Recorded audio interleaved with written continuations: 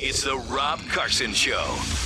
Are you ready to be podsmacked? Now, here's Rob Carson. Here I am. How you doing? Episode 52 of the podcast today. Lots of stuff to get to on the podcast, but first I'll just give you an update.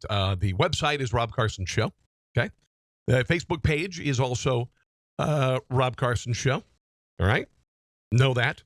Also, I have a Patreon page. Now, Patreon is a way that I'm trying to, I guess, crowdfund to some degree by giving me $1, $5, $10 a month, whatever you can, automatically taken out of your account. Just go to Patreon, patreon.com/Rob Carson Show. All right. Well, I'm going to start off the show today with a couple of things. First of all, my wife is in the other room, and she just texted me. I mean, literally, I can see her right now in the other room, and she just sent me several texts. Will you call the vet? I said, okay, thanks. I don't know why she's not feeling well today. So we are actually texting. We're literally 12 feet apart. It's funny. It's funny. I try not to do that with my son, but occasionally I have to because, he doesn't listen, and he's upstairs in his room with his door shut, and I swore that I was never going to text in the house. Are you kidding me?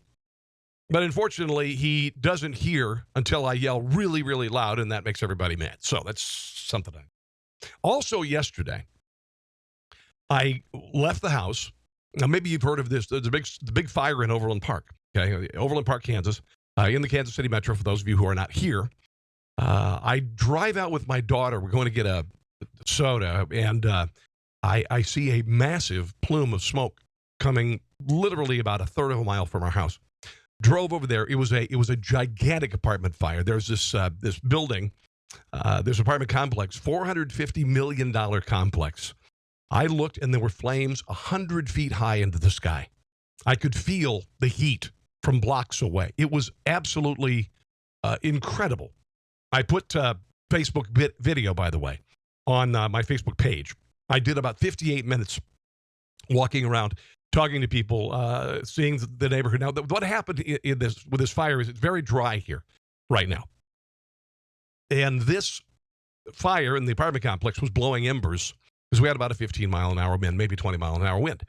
Unfortunately, the neighborhood immediately next to and south of the apartment fire, there are a lot of homes there that have cedar shake shingles. A lot of municipalities are not allowing those anymore, and a lot of insurance companies are not insuring homes that have them because, as we found out yesterday, 17 homes burned down. 17 homes with cedar shake shingles burned down. It was the most disastrous thing I've ever seen in person. I've never seen anything this big.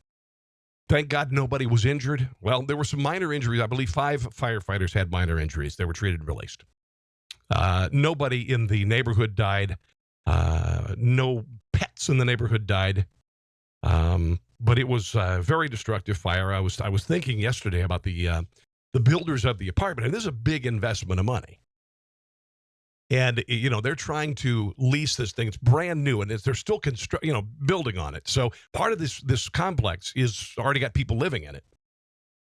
I don't know if any of the completed apartments were affected by this, but I know that at least 2 unfinished buildings were completely burned to the ground. There's nothing left. But you got to kind of imagine that it's going to be a tough sell, a tough sell to fill those apartments because they are a lot of vacancies, and I don't know, they went up like tinder. And they're wood-framed buildings. Okay, so they're wood-framed. They didn't have the drywall up, and in this dry weather, I mean, it's like lighting matchsticks on fire. That's what it looked like yesterday. So again, go to my Facebook page, Rob Carson Show, okay? Facebook page, Rob Carson Show. We can all sleep a little sounder tonight knowing that Tom Brady's jersey has been found. Did you hear about this? His jersey has been found. Apparently, a Mexican reporter stole the thing. Here is the Houston Police Chief, Art Acevedo, talking about it. Our investigators actually developed information from an informant here in Houston, that led them to believe that the jersey was actually in Mexico. And quite frankly, as a result of that investigation, we were able to work with the FBI and Mexican authorities to respond to the suspect's last known location or known location. And of course, the reason why the FBI is involved because the thing is worth $500,000. Location and look for the jersey. The jersey was subsequently recovered along with the jersey from Mr. Brady from Super Bowl, I believe, 49. That had been previously gone missing. Wow. From that Super Bowl were recovered in Mexico and taken by the FBI and NFL security again to Boston, where efforts are being made right now to authenticate the jerseys. So 2 jerseys were found. I didn't know 49 was missing. Here's Jimmy Kimmel talking about it last night. A very good day for Tom Brady. They found his missing Super Bowl jersey. Here, they found it in Mexico, of all places. It was reported to have been stolen by a member of the foreign press after the Super Bowl. The former director of a Mexican newspaper, they say he used his media credential to get access to the locker room, and they think he also may have stolen one of Von Miller's helmets from the Super Bowl last year. It's a fairly serious crime because the jersey is worth about $500,000. Unreal. The FBI played a major role in recovering it. The morning meetings at the FBI must be very strange right now. Any news on the president conspiring with the Russian government? And where are we on Tom Brady's laundry? Yes, very, very definitely. Very definitely. That's a pretty amazing racket the guy had, but he's in a whole lot of trouble. So they do have the jersey. Okay, let's move on to some other stuff. I've got some political stuff. I'm going to get to some non-political stuff. Oh, did you hear the new yellow Power Ranger is gay? I don't know if you knew this, yeah. The Power Rangers are still around. Now last week, one of the former Power Rangers, I guess, or maybe he was a current Power Ranger, killed his roommate with a sword. Yeah. But now, a little more news. The yellow Power Ranger is gay. It's not a huge part of the movie.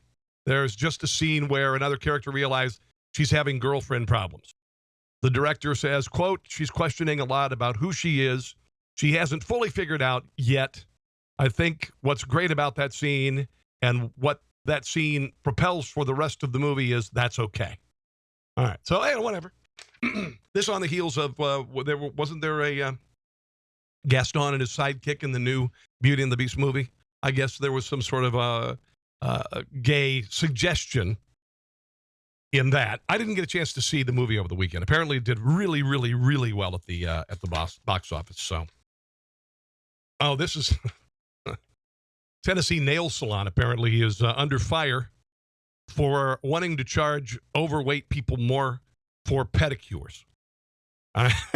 Okay, I can kind of maybe understand a few things with regard to large people. Perhaps if you need more than one airline seat, okay, I can understand that.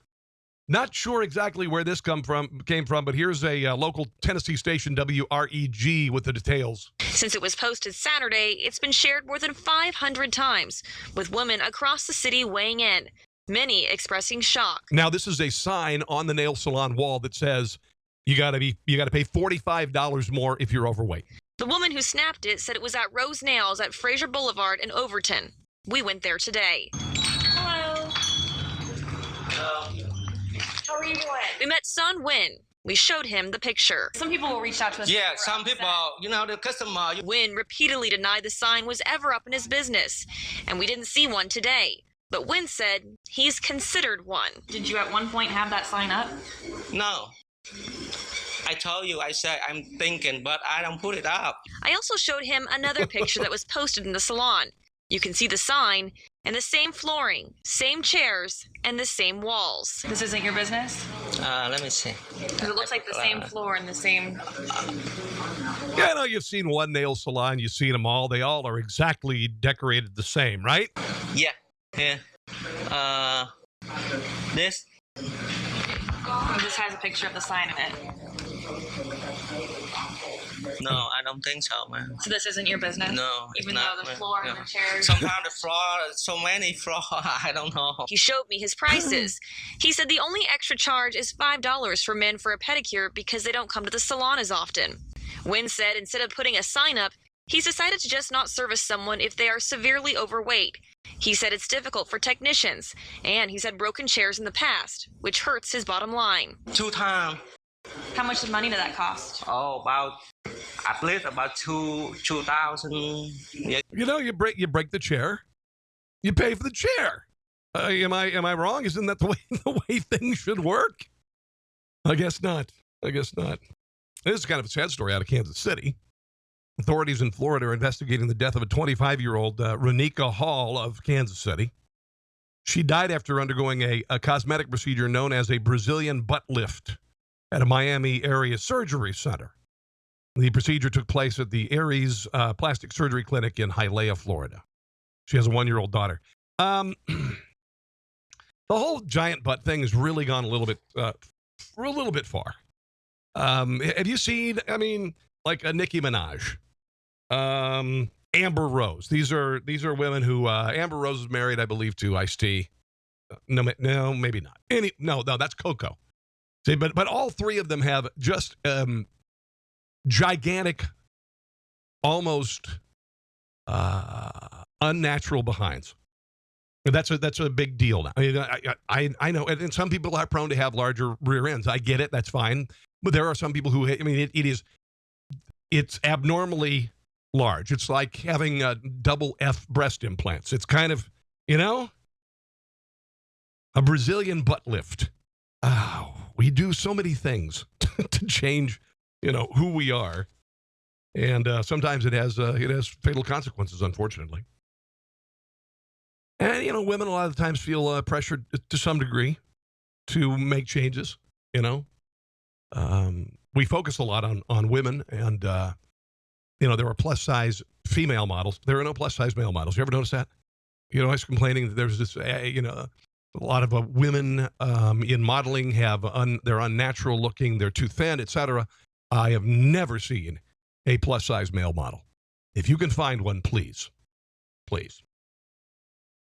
Oh, well, this is kind of good. We hear a lot about the snowflakes and kids who need safe spaces and all this stuff. And it's happening at universities across the country.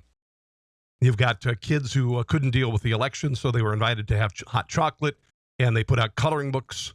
Kids who are, if they see the word Trump written in chalk on the ground, it's somehow debilitatingly scary. Things like that. Oh, and I've got to share. Hold on, I've got a story here. This is unbelievable. There is a university. Let me find it.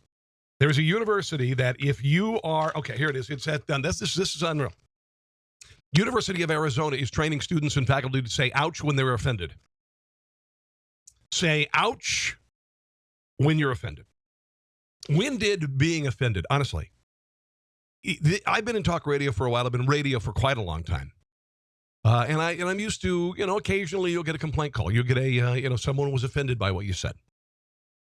Most of the time, it's if I maybe made some sort of remark that might have offended or been offensive to blind people. They'd get a call. I'm really offended. Well, are you blind? No. But I know somebody who is. It's the same way with the Indian mascots. Very few Native Americans think it's really that big a deal. But there are a lot of people willing to step forward and be offended for the offended group. But here's what they're trying to do. If you are offended, you are supposed to say the word "ouch." Okay? And the follow-up response by the offender is you say "oops." Jesus Trevino, the university's vice provost for inclusive excellence. Yes, there's a position called that. Recently wrote a 20-page handbook for faculty called Diversity and Inclusiveness in the Classroom. Lays out suggestions for how to handle difficult topics. He's paid an annual salary of $214,000 for his position at the university in the Office of Diversity and Inclusive Excellence. $214,000. In the section entitled Personal and Group Affirmation, dear God, Trevino aims to create a safe space for students who wish to debate challenging topics. Quote, if a student feels hurt or offended by another student's comment, the hurt student can say "ouch" in acknowledgement. The student who made the hurtful comment says "oops." If necessary, there can be further dialogue about this exchange. The handbook also explains how to handle microaggressions in the classroom and provides several examples. Quote, it is important to note here that students also commit microaggressions against other students, and faculty must also be vigilant about these incidents. Both students and faculty play a role in and are responsible for creating safe and inclusive classroom environments. The handbook also dedicates 2 pages to validating students of color. Oh, it should be called infantilizing students of color, discussing dimensions of validation and listing what faculty can do to practice validation. This is... The university joined several others who have recently adopted ouch, oops policies. They call them ouch, oops policies. Ouch, oops policies. Oh, my God. Including Texas A&M University, the University of Nebraska Medical Center, and Illinois State University. They all should be immediately defunded. Oh, my God. And then I heard there's a psychologist who said that microaggressions are not a big deal. The whole concept of microaggressions isn't supported by science, according to Dr. Scott Lilienfield of Emory University. He says that microaggressions, the science behind them doesn't add up. We shouldn't be using the concept as a guide for how we treat people because the whole thing could be all in our heads. Well, no kidding. A microaggression. Dear God. I only practice macroaggressions. I don't do the little stuff.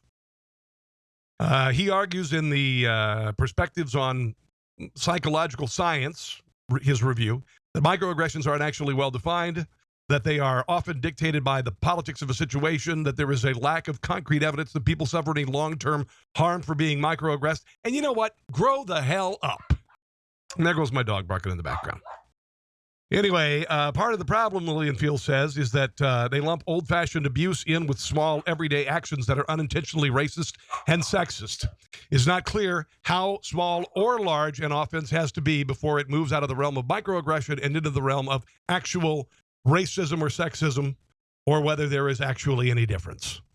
That, of course, is not stopping universities from embracing the concept. Some students are being forced into microaggression training programs, brainwashing. Some schools are spending thousands of dollars on counselors, coloring books, therapy dogs, ball pits to help students with an increasingly racist world. Ball pits on campus. Dear God. Microaggress, he says, people who suffer from microaggressions have a propensity for being offended.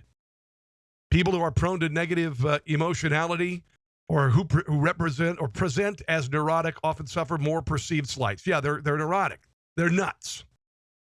He even suggests that the term microaggression should be dropped in favor of perceived racial slight. How about we just forget it altogether? Since much of what takes a microaggression is in the eye of the beholder. You know, honestly, get the hell over yourself and grow the hell up. Kyle Reyes, CEO of the Silent Partner Marketing, claims he makes potential employees take a snowflake test before hiring them. This is fantastic. I love this guy. Because this is what these students are going to face when they get in the real world. You're going to be microaggressed. There is no safe space. I'll tell you right now, if you're in radio, there is no safe space. You better get over yourself in a big old hurry. Anyway, he says, and I quote, "I don't want most people to work for my company." No, seriously, most people suck. And I want people to work for me who don't suck. So I'm implementing something that is going to give HR managers and the PC police night sweats. I lovingly refer to it as the snowflake test. Anyone who may be a viable candidate for our agency has to take the test before they can get an at-bat and an interview. It's a short 30-answer and essay-style questions that help us really get to know a candidate. Want to get inside their heads. See how they apply logic and reason to different scenarios. See what makes them tick. See if they'd be a good fit for our culture, which makes sense. All right. The test includes questions on how the applicants feel about guns, safe spaces, and trigger warnings. See, that's what if you're going to offend somebody, you give them a trigger warning. You know. All right. So it's got that. Also, it asks questions like, when was the last time you cried and why? You see someone stepping on an American flag, what happens next? Another quote from this guy, who I love, by the way. Since I launched this filtering process, if you will, I've gotten a tremendous amount of whining from the general public. He was scolded by a woman on the phone yesterday who told me she wouldn't take the test, and shame on me for making people take a test to come work for us. She demanded I remove the test or risk losing out on perfect employees like herself. Quote, he says, bummer. Well, next time, or snowflake, it's back to the heaping pile of applications for me. So he does get a lot of applications. There's another thing. That's another thing that students are doing on campus is they're demanding. And they're not in a position of strength to demand anything. The same goes with this woman. This is the exact same. This is the kind of behavior that is being manifested on universities everywhere. You come up with a list of demands, and you have no capital to spend. You are not in a position of power to demand anything, but that doesn't stop them from demanding. Yeah, I like this guy. On to other things. There is a lot of paranoia with regard to the immigration crackdown that's happening with the vetting process. People coming in from 6 Middle Eastern countries. And it's an enhanced vetting procedure, and a lot of people are legitimately afraid, and unfortunately, they're being played. They're being played by the people who want to hurt this president, the people who want sanctuary cities and whatnot, and they're doing everything they can to scare the hell out of people here, whether illegal or not. The only illegals the Fed is going after right now are people here who are criminal illegals. Although being here illegally is a crime, that's not who they're looking for. They're not wanting to break up families. But if your brother is a gangbanger with a rap sheet, he's going to go bye-bye. Now, to further inflate the fear, Philadelphia has decided to crack down, or actually not crack down, but cancel Cinco de Mayo. Because some people have decided to spread the rumor that there would be massive arrests at the Cinco de Mayo festival. So if you're there illegal, they're going to do massive sweeps through the crowd, which is utterly ridiculous on the face of it. Here is a report out of Philadelphia on canceling Cinco de Mayo. El Carnaval de Puebla turns 9th Street in South Philly into one big fiesta.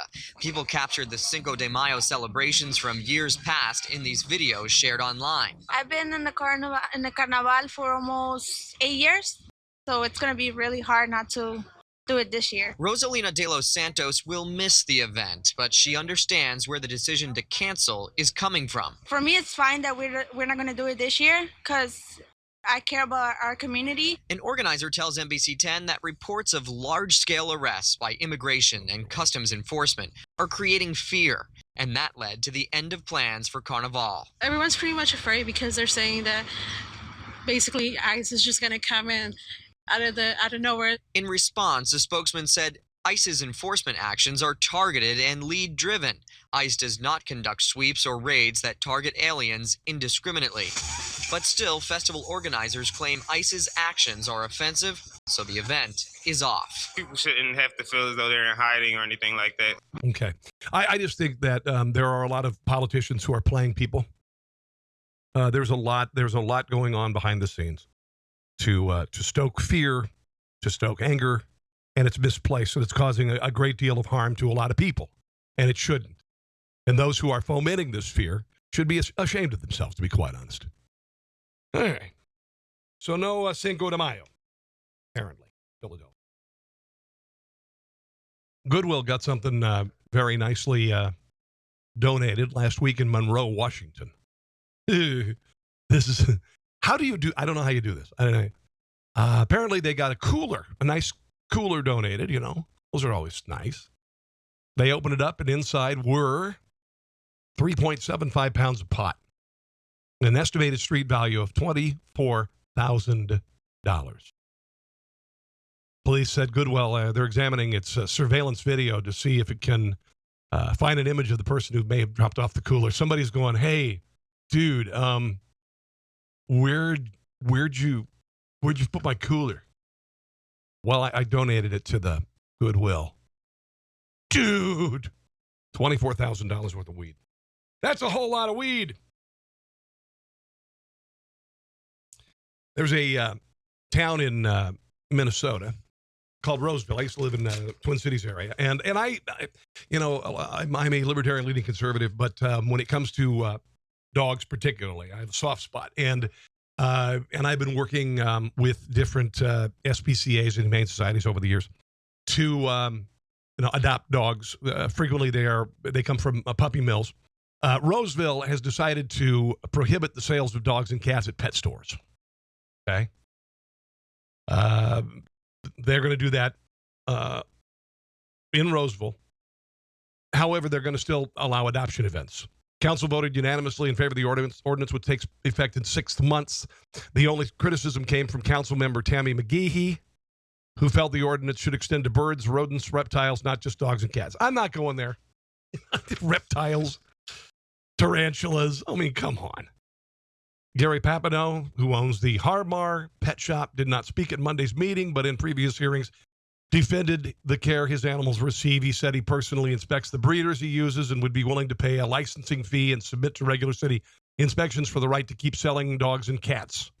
He said his shop is the only store in town where customers can find purebred animals. You can find them all over the place.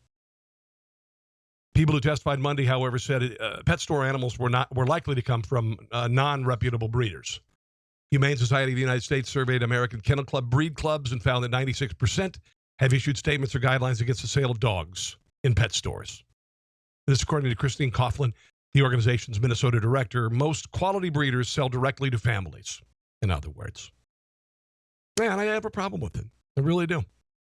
Apparently, there are cities around the country who are beginning to do this. And, puppy mills, the unreputable ones. My mother was a dog breeder when I was growing up, and we took very good care of the animals. We didn't. I mean, every once in a while, every year or two, one of the female dogs would have a litter. All right, and then my mother would sell the dogs to people who were looking for purebred dogs, and these were good dogs. Right now, there are so many rescues out there. So if you're looking for a boxer, okay, I want a boxer, and you go looking for breeders, you can find a breeder, but you know what else you'll find? You'll find rescue organizations for the breed you're looking for. Yeah. Boxer rescue. I've seen Sheltie rescue. I've seen Greyhound rescue. That's where it started. The whole thing started with Greyhound rescue. And that was one of the most inhumane sports you can imagine. And not just because you're making dogs run, that's fine, but the way they treated the dogs, the way they abused the dogs, and then when the dogs were no longer useful, they just euthanized them. And they were still good dogs. They were still healthy dogs. So find a rescue organization and go to the SPCA, go to the Humane Society. Go once a week. You'll find your dog eventually. So I don't want to be preachy here, but come on. And then, purebred dogs, honestly, and I've got 3 purebred dogs, not because I wanted purebred dogs, okay? One of them we found. She was, I think, released from a puppy mill. We found her. She's a little Bichon kind of dog. It's called a Coton de Tuyere.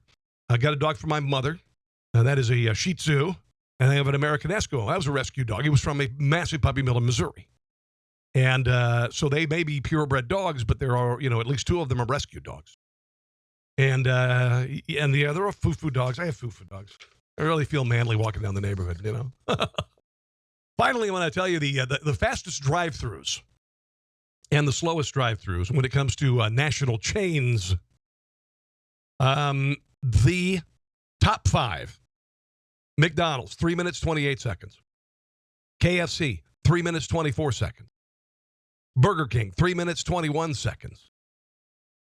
Dunkin' Donuts, 3 minutes and a second. And the average number 1 fastest drive-through, Wendy's. 2 minutes, 49 seconds. The worst, Starbucks. Because some dummy has 20 syllables in their coffee. All right.